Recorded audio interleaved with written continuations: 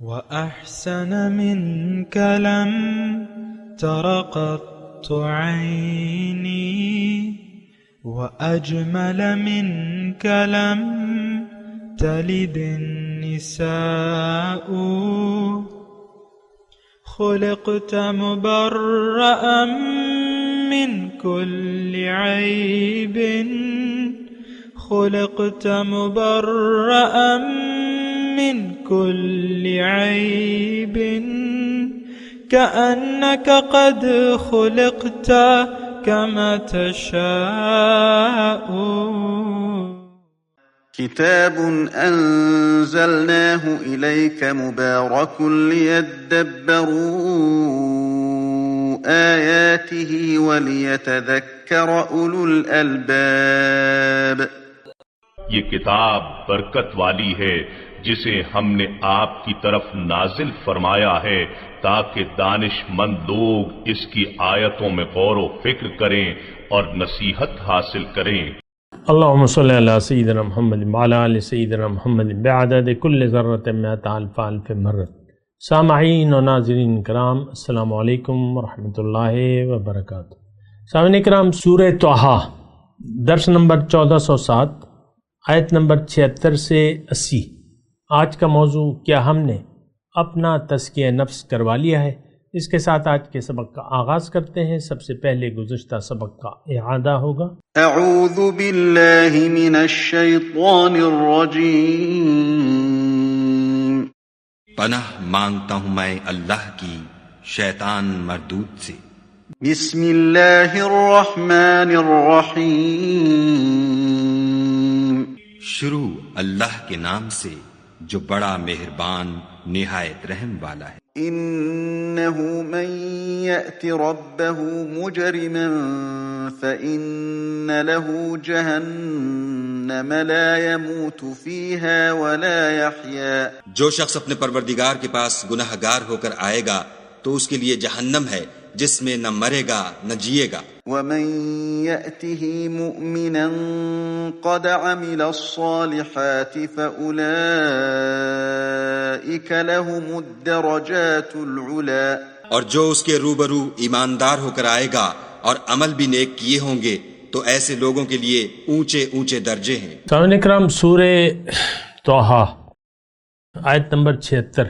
جنات و عدن تجری من تحتها الانہار، سدا بہار باغات ہیں جس کے نیچے نہریں بہہ رہی ہوں گی. خالدین فیہا، اس میں وہ ہمیشہ رہیں گے. وذالک جزاء من تزکیٰ، اور یہ بدلہ ہے جو اپنا تزکیہ نفس کر لی. بہت اہم آیت ہے سامعین کرام. جنت میں داخلے کی وجہ بیان ہو رہی ہے. وذالک جزاء من تزکیٰ، جنت میں وہ لوگ جائیں گے جنہوں نے اپنے نفس کا تزکیہ کر لیا ہوگا. اصل میں دین کی جو بنیادی ضروریات ہیں اس سے ہم آگاہ نہ ہیں نہ ہونا چاہتے ہیں. تزکیہ نفس کا جہاں تک تعلق ہے، یہ وہ موضوع ہے جو عام طور پہ ہمارے ہاں اس پہ نہ بحث کی جاتی ہے، نہ بیان کیا جاتا ہے، نہ سوچا جاتا ہے. اور اصل میں چیز جو ہے وہ ایک بنیادی تزکیہ نفس کی ہے. اللہ تعالیٰ نے آخری پارے میں کافی جگہ اس تذکرہ کیا ہے. سورہ شمس میں ہے، اللہ تعالیٰ نے فرمایا قد افلح من زکاہا وقد خاب من دساہا، یقیناً کامیاب ہو گیا جس نے اپنے نفس کا تزکیہ کر لیا. وَنَفْسٍ وَمَا سَوَّاهَا فَأَلْهَمَهَا فُجُورَهَا وَتَقْوَاهَا قَدْ أَفْلَحَ مَنْ زَكَّاهَا وَقَدْ خَابَ مَنْ دَسَّاهَا. پھر اللہ تعالیٰ نے فرمایا کہ قد افلح من تزکا وذکر اسم ربہ فصلی بل تؤثرون الحیات الدنیا والآخرۃ خیر وابقی. آج کا میرا موضوع یہی تزکیہ نفس ہے. تھوڑا سا دیکھیں، جنت میں یعنی جانے کی وجہ بیان کی گئی ہے، یعنی دخول جنت کی شرط بیان کی گئی ہے. وذالک جزاء من تزکا، جس نے بھی تزکیہ کر لیا یہ جنت اس کی جزا ہے. اصل میں جو بات ہے، ایک تو یہ بات ہے کہ جنت جس کا اللہ تعالیٰ نے تذکرہ کیا ہے قرآن، ہمارا اس پر یقین نہیں ہے اور ہمارا تو بہت سی چیزوں پر جو دین کی بنیادی ضروریات ہیں اس پر ہمارا یقین نہیں ہے، نہ ہمیں اللہ تعالیٰ کی الوہیت پر یقین ہے، نہ ہم جانتے ہیں نہ یقین ہے، رسول کی رسالت پر کہ جو مشن ہے رسول کا اس کو ہم نہیں جانتے، نہ جاننا چاہتے ہیں۔ پھر آخرت کے وجود سے ہم لوگ 2021 کے مسلمان عملی طور پہ انکاری ہیں۔ دیکھیں، جس بات پر آپ کا یقین ہو پھر اس کے مطابق آپ کا عمل بھی ہو جاتا ہے۔ آج کا مسلمان دنیا کے لیے زندگی گزار رہا ہے، ظاہر اس کا مقصود بھی ہے، ظاہر اس کو پسند بھی ہے اور ظاہر اس کو چاہیے بھی۔ اگر آپ کو کوئی کہے کہ بھئی یہ 1 کروڑ روپے لے لو تو کیا آپ انکار کر دیں گے؟ آپ تو بہت خوش ہو جائیں گے بڑی خوشی سے اور بڑی۔ تو اب یہ ہے نا کہ چاہیے بھی دنیا، پسند بھی دنیا ہے اور مقصود بھی دنیا ہے۔ اس بات کو تھوڑا سا آپ غور کیجئے نا۔ جہاں تک دیکھیں انسان ہماری جو بنیادی ضروریات ہیں دین کی، ایک بات تو میں یہ کرنا چاہتا ہوں واضح طور پہ، جو ہماری دینی بنیادی ضروریات ہے اس پر تو ہمارا یقین نہیں ہے، اور اس کی وجہ میں آپ کو یہ بیان کرتا رہتا ہوں کہ ہم ایک دنیا کا دھوکہ، ظاہر کا دھوکہ لگ گیا ہے۔ ہمیں یہ یقین ہو گیا ہے کہ ظاہر کی کامیابی اصل کامیابی ہے۔ آپ دیکھ لیں اپنے بچوں کو آپ ظاہر کے لیے تیار کرتے ہیں کہ آخرت کے کوئی پروگرام ہے آپ کا ان کی کامیابی کا؟ عام طور پہ آپ یعنی ایک کوئی پیرنٹ ہے تو وہ کہتے ہیں میں اپنے بچوں کو مجبور نہیں کرتا، اس کی اپنی مرضی ہے، کیا کرنا چاہتا ہے دنیا میں۔ یعنی جو لبرل ہیں اور روشن خیال ہیں وہ کہتے ہیں ہم اپنے بچوں پہ کوئی زور نہیں کرتے، بس وہ جو ان کی جو اٹھان ہے، جو مرضی ہے، بس جو مرضی آئے کریں۔ تو یہ مسئلہ ہے، اس پہ ذرا آپ سوچئے۔ دیکھیں مسئلہ جب انسان دنیا میں آ جاتا ہے، یہ بات ذرا نوٹ کر لیں کہ جب انسان دنیا میں آ جاتا ہے اس کو لازماً سوچ سمجھ کے اپنا رخ اللہ تعالیٰ کی طرف پھیر لینا چاہیے۔ اللہ کی طرف رخ پھیرنے کا مطلب یہ ہے کہ اللہ کی رضامندی اور ناراضگی کی اس کی نظر میں اہمیت ہونی چاہیے۔ یہ میں ایک بنیادی بات آپ کو کہہ رہا ہوں۔ آج کا جو مسلمان ہے برائے نام، اس کی نظر میں اللہ کی رضا اور ناراضگی کی کوئی اہمیت ہی نہیں ہے۔ یہ زندگی تو اپنی، ہم جو زندگی گزار رہے ہیں اپنی خوشی کے لیے گزار رہے ہیں۔ آپ دیکھ لیں بالکل بے خبر ہو کر، غافل ہو کر اور نرے بدو بن کر ہم زندگی گزار رہے ہیں، جانوروں کی طرح ہم زندگی گزار رہے ہیں۔ ہم نے زندگی کی حقیقت پر نہ سوچا ہے، نہ سوچنا چاہتے ہیں، نہ سمجھا ہے، نہ سمجھنا چاہتے ہیں، نہ کوئی ہمارے سامنے بیان کرتا ہے اور نہ ہم کسی سے ایسے بیان کے طالب ہیں۔ دیکھیں میرے درس پڑے ہوئے ہیں یوٹیوب پہ، کل ہی میں اپنے ایک درس پہ نظر ڈال رہا تھا، 1 سال میں ایک، یعنی اس دنیا میں ایک ویور آیا اس میں، اور فیس بک پہ میں دیکھتا رہتا ہوں ویسی بیکار سی فضول سی وہ ہیں ہزاروں، اس کے لائیو ہوتا ہے ہزاروں، میں اس کی تفصیل نہیں کرتا، لائیو ٹرانسمیشن چل رہی ہوتی ہے، فضول سی فضولیات، مطلب دنیا کے متعلق یہ وہ، تو وہ ہزاروں اس کو دیکھنے والے ہیں ٹھہرے ہوئے ہیں کہ بھئی یہ اب کیا کرتے ہیں، یہ کیا کر رہے ہیں، کیا کرتے ہیں۔ بس دنیا ہی ہماری دلچسپی کا مرکز ہے، ہم لوگ دنیا دار ہیں اور ہم لوگ دنیا کے لیے جینا چاہتے ہیں، آخرت میں ہمارے لیے کوئی کشش ہے نہیں۔ آپ دیکھ لینا، دیکھیں کشش، انسان کو کشش جو ہے وہ کھینچتی ہے، آخرت میں ہمارے لیے کوئی کشش نہیں ہے، جبکہ آخرت میں تو جناب وَفِي الْآخِرَةِ عَذَابٌ شَدِيدٌ وَمَغْفِرَةٌ مِّنَ اللَّهِ، آخرت میں یا تو اللہ کا دیدار ہوگا یا نہیں ہوگا۔ اللہ تعالیٰ نے قرآن میں فرمایا کہ وجوہ یومئذ ناظرۃ الی ربہا ناظرہ، اس دن بعض چہرے تر و تازہ ہوں گے، اپنے رب کو تک رہے ہوں گے، اور بعض چہرے جو ہیں گردآلود ہوں گے، ترہقھا قطرہ، ان کے چہروں سے ذلت ٹپک رہی ہوگی، ذلیل ہوں گے، خوار ہوں گے۔ ہم سب انہی میں سے ہیں، یہ بات نوٹ کر لیں۔ دیکھیں ایک سادی سی بات ہے، آخرت یا اللہ ہماری نہ منزل ہے نہ ہم اس کے لیے جینا چاہتے ہیں۔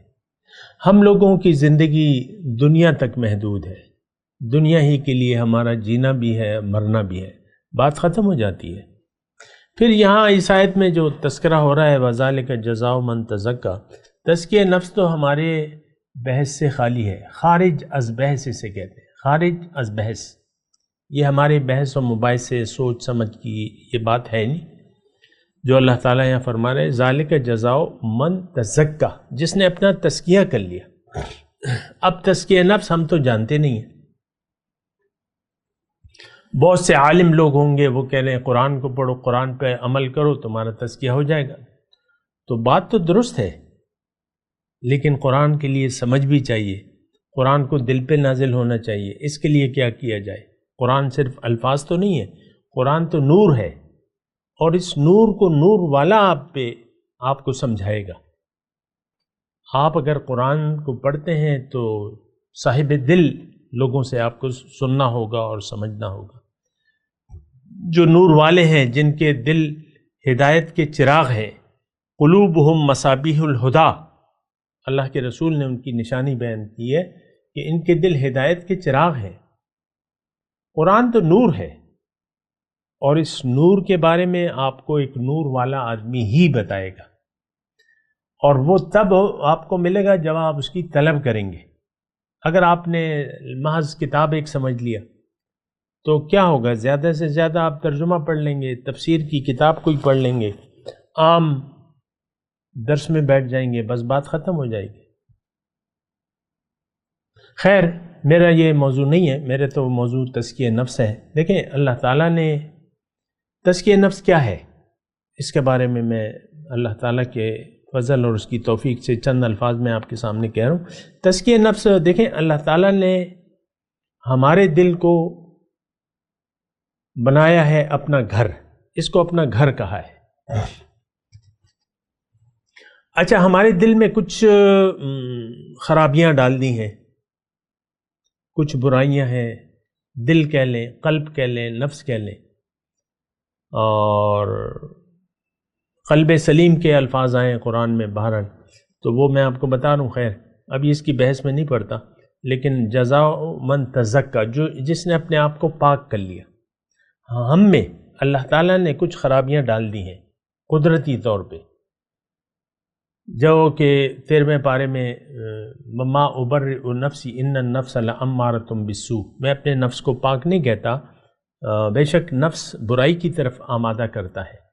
یعنی نفس، ہمارے اندر جو نفس ہے، جو خواہشات سے بھرا ہوا نفس ہے، یہ اس کا تعلق، اس کی بحث میں بھی میں ابھی نہیں جاتا، لیکن میں آپ کو مختصر طور پہ بتاؤں تو کہ یہ اس کا تعلق ظاہر سے ہے، یہ ظاہر کا ایک سٹیٹ ہے، اور ہمیں چونکہ اس کا تعلق ظاہر سے ہے، یہ ہمیں ظاہر کی طرف کھینچتا ہے۔ ظاہر کا مطلب برائی ہے۔ اللہ کی یاد کو بھول کے اگر آپ جینا چاہتے ہیں تو اس کا مطلب یہ ہے کہ آپ برائی میں مبتلا ہیں۔ بالسوء، برائی کی طرف آمادہ کرتا ہے، یعنی مٹی کی طرف ہمیں کھینچتا ہے۔ اس کا تعلق مٹی سے ہے، ایک ہماری ظاہر کا ایک سٹیٹ ہے، نفس امارہ جو ہے، اور یہ ہمیں کہتا ہے کہ دیکھو ظاہر کو، دیکھو ظاہر کو پسند کرو، ظاہر کے لیے زندگی گزارو، اور پھر اس کی جو اخلاق رذیلہ ہیں جو بیان ہوتی ہیں، مثال کے طور پہ لالچ ہے، کبر ہے، بغض ہے، حسد ہے، کینہ ہے، اور حرص ہے، طمع ہے، یہ ساری جو ہیں ہم میں برائیاں موجود ہیں۔ اب یہ دیکھیں کچھ میل کچیل اللہ تعالیٰ نے ہمارے اندر رکھ دیا ہے۔ میں اپنے مضمون کی طرف آپ کو لا رہا ہوں جو میں کہنا چاہتا ہوں۔ کچھ میل کچیل رکھ دیا ہے، پھر میرے دل کو اللہ تعالیٰ نے کہا ہے کہ یہاں یہ میرا گھر ہے، اور تم ایسا کرو کہ یہ میل کچیل کو پاک کر لو، اس سے اپنے قلب کو پاک کر لو، اپنے نفس کو پاک کر لو، تزکیہ کر لو، صفائی اپنے اندر کی صفائی کر لو۔ تمہارے اندر جو میل کچیل ہے، کلمہ طیبہ کی مدد سے اس کو پاک کر لو۔ وہ ایک الگ بحث ہے، اس کی تفصیل الگ ہے، لیکن میں ابھی نہیں کر رہا۔ لیکن حضور صلی اللہ علیہ وسلم کی ایک حدیث ضرور میں آپ کے ساتھ شیئر کروں گا۔ اللہ کے رسول نے فرمایا لِكُلِّ شَيْءٍ ثِقَالَةٌ وَثِقَالَةُ الْقَلْبِ لَا إِلَٰهَ إِلَّا اللَّهُ۔ ہر چیز کی صفائی کے لیے ایک آلہ ہوتا ہے، دل کی صفائی کے لیے لا الہ الا اللہ۔ تو کلمہ طیبہ کی مدد سے ہم نے اس کو صاف کرنا ہے۔ مختصر بات میں کہہ رہا ہوں، دل میں میل کچیل ہے، کلمہ طیبہ کو آپ قبول کر لیں، اللہ کو منزل بنا لیں، اللہ کے راستے پر چلنے کا عہد کر لیں، اللہ کے حکم زندگی اللہ کے حکم اور رسول کے طریقے کے مطابق گزاریں، کسی رہنما کی نگرانی میں۔ یہ بات ضرور ہے، رہنما کی نگرانی میں اور رہنمائی میں آپ کا دل پاک ہو جائے گا۔ سبحان اللہ، آپ خود نہیں پاک کر سکتے دل کو۔ یہ تزکیہ نفس جو ہے یہ دراصل اللہ ہوتا ہے، بل اللہ یزکی من یشاء، اللہ تعالیٰ جس کا چاہے تزکیہ کر لیتا ہے، اور یہ ڈیوٹی اس نے نبی کی لگائی ہے۔ وَيُزَكِّيهِمْ، مزکیٌ، حضور کی صفات میں آپ دیکھ لیں، مزکیٌ، تزکیہ کرنے والا۔ وَيُزَكِّيهِمْ، قرآن کے الفاظ ہیں، رسول جو ہے وہ تزکیہ کرتا ہے۔ تو یہ طریقہ کار ہے تزکیے کا۔ اب تزکیہ، اب یہ دیکھیں، یہ ایک بنیادی، مختصر طور پہ ایک بنیادی جز ہے ہماری کامیابی کے لیے، بنیادی کردار ادا کرتا ہے۔ اگر آپ کو کامیاب ہونا ہے، اپنے قلب کا تزکیہ کر لیں، اپنے نفس کا تزکیہ کر لیں، یا مزید آسان الفاظ اگر میں استعمال کروں تو یہ ہے کہ آپ اپنا میل کچیل دور کر لیں، اپنے آپ کو دھو لیں، پاک کر لیں۔ اب آپ جنت میں جانے کے اہل ہو گئے، اب آپ بن گئے خلیفۃ اللہ، اب آپ بن گئے اللہ کے نائب، اب آپ کا دل عرش الہی بن گیا۔ قلب المومن عرش الرحمن وذالک جزاء من تزکی۔ تو تزکیہ نفس یہ ایک بنیادی جز ہے ہمارے ایمان کا۔ ایمان مکمل تب ہوگا ہمارا جب ہمارا نفس پاک ہو جائے گا، جب اس کو ہم پاک کروا لیں گے کسی سے، کسی کے ذریعے، کسی کی رہنمائی میں۔ یہ بات بھی ذرا نوٹ کر لیں۔ وذالک جزاء من تزکی قد افلح من زکاہا، یقیناً کامیاب ہوگا وہ شخص جس نے اپنا تزکیہ کر لیا۔ وقد خاب من دساہا، اور ناکام ہو گیا، نامراد ہو گیا جس نے اس نفس کو آلودہ چھوڑ دیا۔ اچھا، تو اب یہ ہے کہ جنات سدا بہار باغات ہیں جس کے نیچے نہریں بہہ رہی ہوں گی، خالدین فیہا، ہمیشہ آپ اس میں رہیں گے۔ وذالک جزاء من تزکی، یہ بدلہ ہے، یہ جزا ہے جو اپنے آپ کو پاک کر لے، اپنے آپ کو دھو لے، اپنے میل کچیل کو دور کر لے۔ آپ کو سب میں نے بتا دیا، مختصر اشارات کیے، اور عقل مند کے لیے اشارہ کافی ہے۔ وَلَقَدْ أَوْحَيْنَا إِلَى مُوسَىٰ، اور اللہ تعالیٰ فرما رہا ہے کہ میں نے وحی کی موسیٰ علیہ السلام کی طرف، یعنی یہ تقریباً 30 سال موسیٰ علیہ السلام قوم فرعون میں رہے نبوت کے بعد، اور آخر کار جو ہے اللہ تعالیٰ نے حکم دیا کہ تم راتوں رات میرے بندوں کو لے کر چل پڑو، اسرے پہ عبادی، راتوں رات میرے بندوں کو لے کے چلے جاؤ۔ فَاضْرِبْ لَهُمْ طَرِيقًا فِي الْبَحْرِ،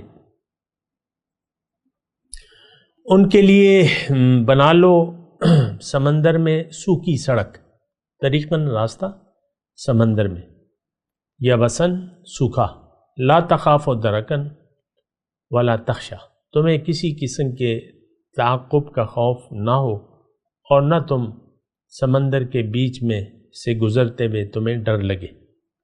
فَأَتْبَعَهُمْ فِرْعَوْنُ بِجُنُودِهِ، اب یہ ہو گیا، انہوں نے پلاننگ کی، موسیٰ علیہ السلام نے سب کو اطلاع دے دی، تقریباً 6 لاکھ کی تعداد میں تھے بنی اسرائیل، یہ نکلے اور پھر ان کا فرعون نے پیچھا کیا اپنے لشکر کو لے کے، فغشیہم من الغم میں، پھر سمندر ان پہ چھا گیا جیسا کہ چھا جانے کا حق تھا، فغشیہم من الیم ما غشیہم، وَأَضَلَّ فِرْعَوْنُ قَوْمَهُ، فرعون نے اپنی قوم کو گمراہی کیا، وما ہدا، اور کوئی صحیح رہنمائی نہیں کی۔ اب دیکھیں اضل فرعون قومہ، اب یہ فرعون کی جگہ اگر ہم نفس شیطان کو لے لیں تو بجا طور پہ یہ نفس و شیطان نے ہمیں گمراہی کے راستے پر لگا دیا ہے، ہم گمراہ ہو چکے ہیں آج کے مسلمان سب کے سب، اور ہدایت کوئی رہنمائی ہم چاہتے ہی نہیں ہے، وما ہدا، کوئی صحیح رہنمائی نہ دینے والا ہے نہ ہم قبول کرنے والے ہیں۔ بہرحال اس بات پہ بھی آپ غور کریں۔ یا بنی اسرائیل، اے بنی اسرائیل، قد انجیناکم من عدوکم، ہم نے تم کو تمہارے دشمن سے نجات دے دی، وواعدناکم جانب الطور الایمن، اور طور کے دائیں جانب تمہاری حاضری کے لیے وقت مقرر کیا، یعنی شریعت دینے کے لیے۔ موسیٰ علیہ السلام کو بلایا، آگے بھی اس کا تذکرہ آئے گا۔ وَنَزَّلْنَا عَلَيْكُمُ الْمَنَّ وَالسَّلْوَىٰ، تم پر من و سلوہ اتارا، کُلُوا مِن طَیِّبَاتِ مَا رَزَقْنَاکُم، اور تمہیں کہا کہ کھاؤ ہمارا دیا ہوا پاک رزق، وَلَا تَطْغَوْا، اور سرکشی نہ کرو، فَيَحِلَّ عَلَيْكُمْ غَضَبِي، ورنہ تم پر میرا غضب ٹوٹ پڑے گا، وَمَن يَحْلِلْ عَلَيْهِ غَضَبِي، اور جس پر بھی میرا غضب ٹوٹا، فقد ہوا، پھر وہ گر کر ہی رہ گیا۔ اب دیکھیں اس میں جو آیت نمبر 80 ہے، یا بنی اسرائیل قد انجیناکم من عدوکم، یہ سارے حالات و واقعات اس سے ہم گزر چکے ہیں۔ آج کی پاکستان کو لے لیں، یہ ایک غلام قوم تھی، انگریزوں نے اس پر غلامی کی 100 سال سے زیادہ تک، پھر اللہ تعالیٰ نے انگریزوں کی غلامی سے ہمیں نجات دے دی،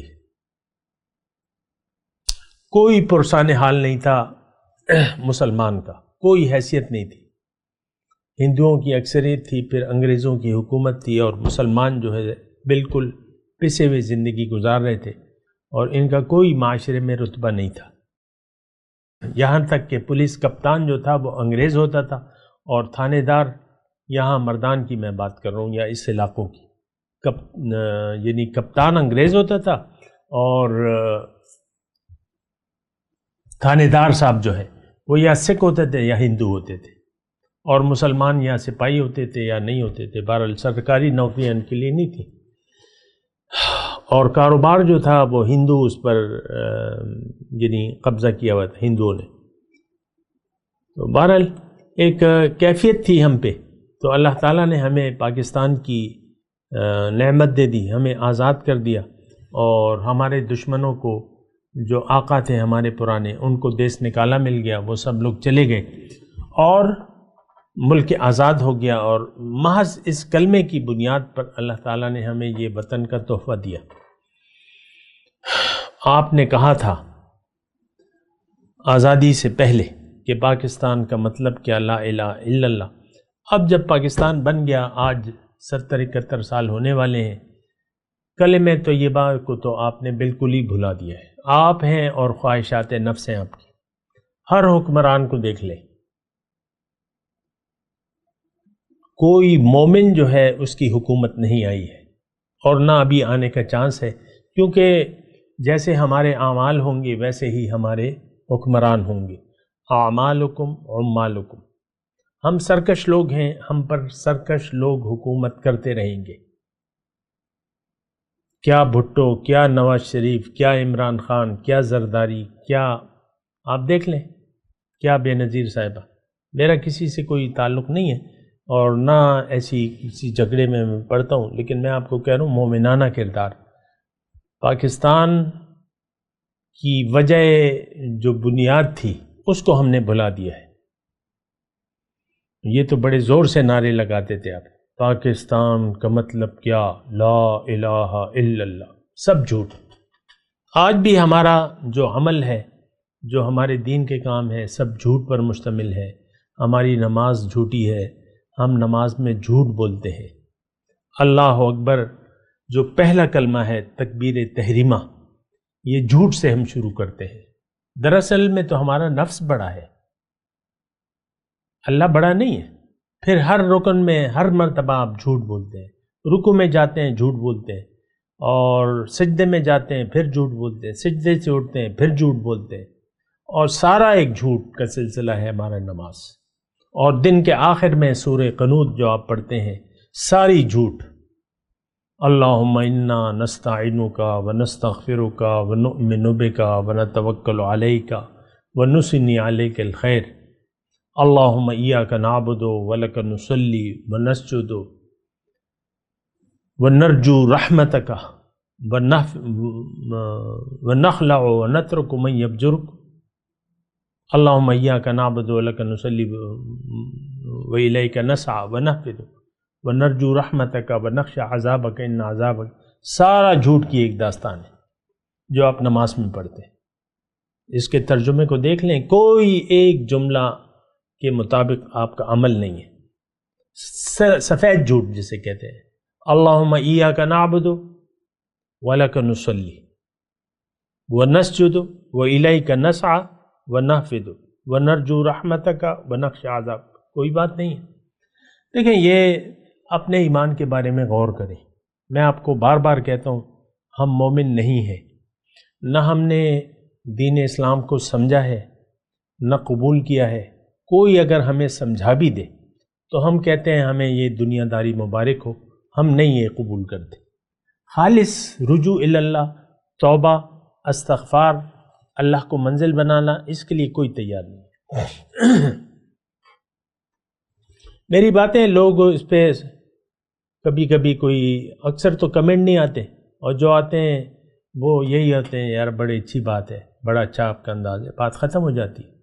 بس آپ اپنا کام کریں۔ لوگ زبان حال سے کہتے ہیں آپ اپنا کام کریں، ہم اپنا کام کریں گے، ہم تو یہی دنیا ہے، دنیا کے پیچھے پڑے رہیں گے، ہمیں آپ کا یہ جو دعوت ہے اس کو قبول نہیں ہے۔ ہم اپنے عمل سے ایسا کہتے ہیں۔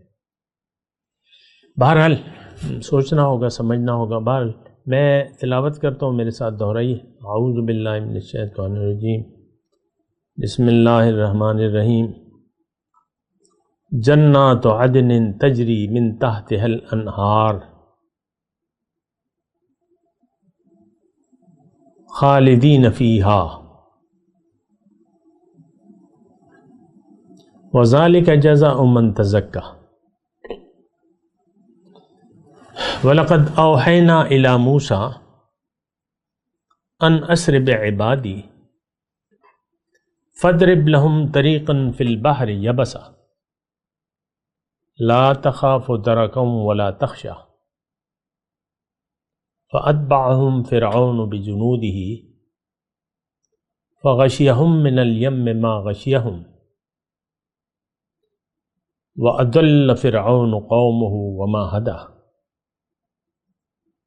یا بنی اسرائیل قد انجیناکم من عدوکم وواعدناکم جانب الطور الایمن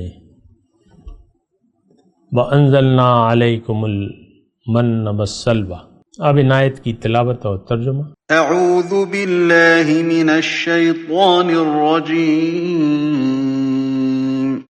پناہ مانگتا ہوں میں اللہ کی شیطان مردود سے۔ بسم اللہ الرحمن الرحیم۔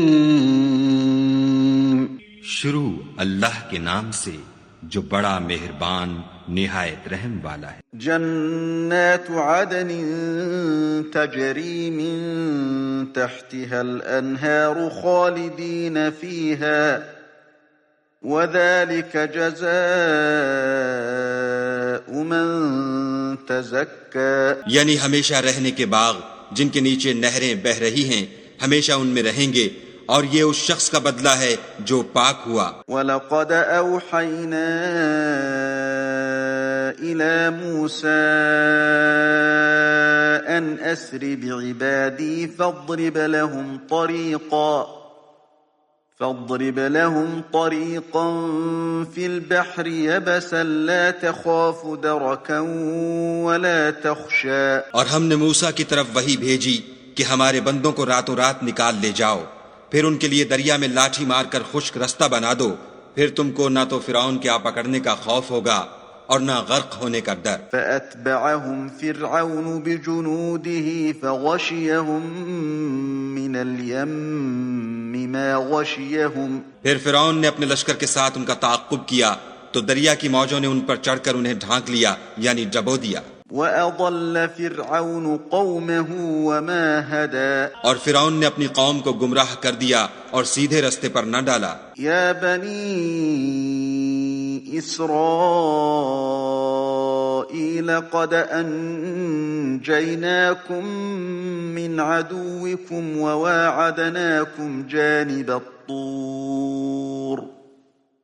وَوَاعَدْنَاكُمْ جَانِبَ الطُّورِ الْأَيْمَنَ وَنَزَّلْنَا عَلَيْكُمُ الْمَنَّ وَالسَّلْوَىٰ۔ اے آل یعقوب، ہم نے تم کو تمہارے دشمن سے نجات دی اور تورات دینے کے لیے تم سے کوہ طور کی داہنی طرف مقرر کی اور تم پر من اور سلوہ نازل کیا۔ اس کے ساتھ ہی آج کے درس کا وقت اختتام کو پہنچا۔ اگلے درس میں انشاءاللہ ملاقات ہوگی۔ وآخر دعوانا ان الحمد للہ رب العالمین۔ مولایا صلی وسلم دائما ابدا علی حبیبک خیر الخلق کلہم۔